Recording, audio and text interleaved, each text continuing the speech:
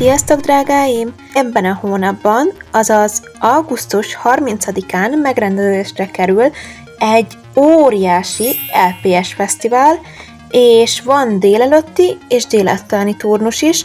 Én majd valószínűleg a délutánira fogok elmenni.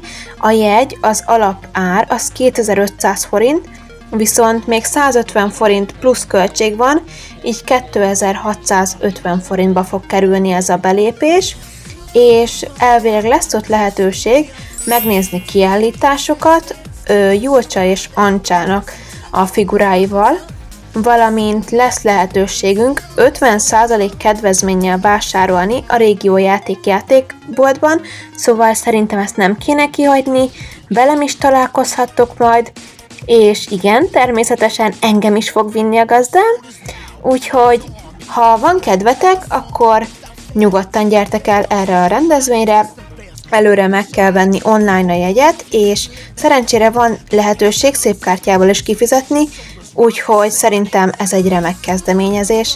Várunk mindenkit nagyon sok szeretettel az eseményen. Sziasztok, puszi mindenkinek!